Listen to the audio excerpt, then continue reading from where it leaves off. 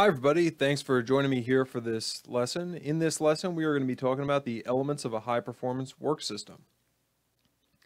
Now, a high-performance work system is basically a situation where people in the organization, the structure of the organization, and the organization's technology are all working together to contribute to organizational success. Now, as we say this definition, it sort of raises the question of, isn't that what we always want to do?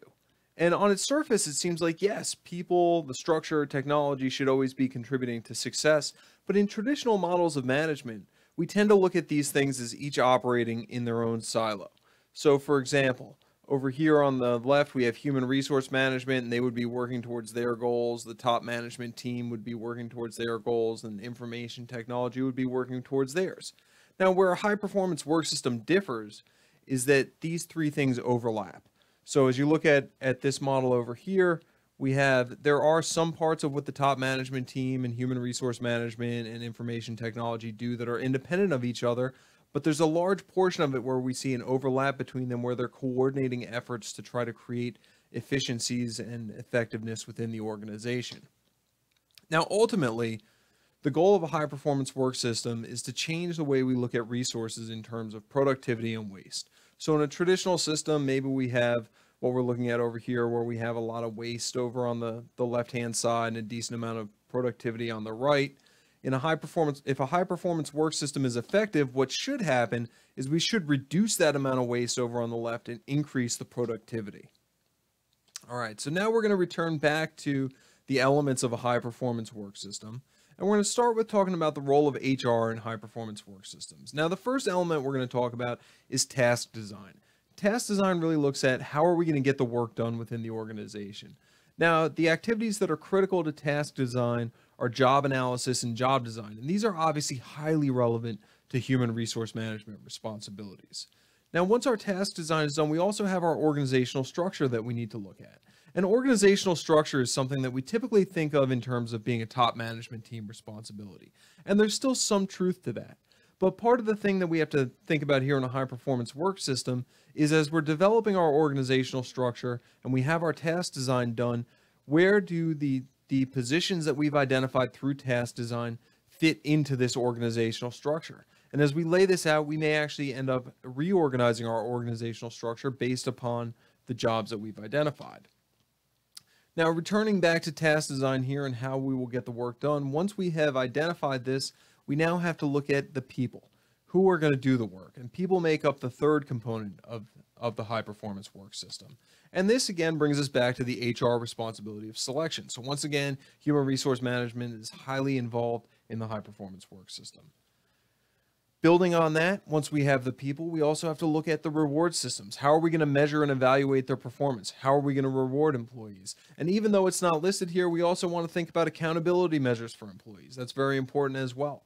Now, as we look at the reward systems, this is relevant to the HR responsibilities of evaluation and compensation. Now, we've looked at the first four elements of a high performance work system here, and we can kind of see how they're integrated. And now we're going to bring in the fifth, which is information systems. Now, information systems touches on each of the four elements that we've already talked about. So when we look at the organizational structure, good, effective information systems allow us to change the way we manage our people and how we structure our hierarchy. And I'm going to give you an example here. I have an affiliation with a consulting company that operates in the state of New York, and they have offices in New York City, they have offices in Albany, in central New York, and then they have people who are stationed remotely in different areas. And if we were looking back 40 years ago, they might have had to have management structures within each one of those geographic locations. But now, today, a manager in Albany may have reports in New York City, may have reports out in Rome, New York, may have some reports in Albany, may have reports who are stationed in different areas in the state, because we do have the technology that allows them to interact and allows them to supervise people remotely. Okay, next, your information systems are going to influence the people that you bring into the organization. Now, that works in a few different ways. One, we can advertise our openings in different areas. You know, we're no longer restricted to classified ads in the newspaper and things of that nature, but we have online job markets and job boards that we use, and a variety of different tools that information systems help us use to reach different potential job applicants. Okay, they also are going to help us screen applicants in different ways.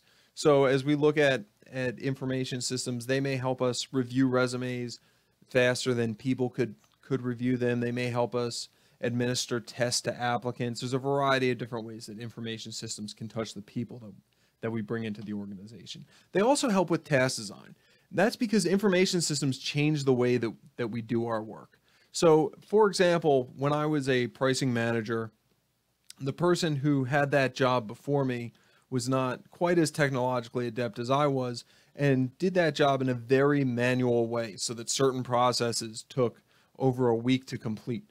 And when I moved into that position, I saw the efficiencies that we were lacking there, and I integrated new technologies, and I took what was at one point a 1 week process and I reduced it down to a 2.5, 3 hour process by implementing technology. And our information systems help us change the way that work can be done so that we can change the way jobs are structured within the organization. And lastly, we'll look at the way information systems touch our reward systems. And how information systems touch our rewards is that they allow us to gather data and respond to that data in ways that we maybe couldn't have done previously. So we can capture data on employee performance in a variety of different ways and then build reward systems that help to motivate our employees to perform in different areas that we can capture data. Now, the results, if we do all this right, the results of a high-performance work system are going to bring us some operational efficiencies, and they're also going to bring us motivated employees. These two things should help reduce costs and increase productivity within the organization, which ultimately are going to lead to improved profitability. And as we've illustrated throughout this diagram here, human resource management is a critical strategic partner in this process of improving profitability through high-performance work systems.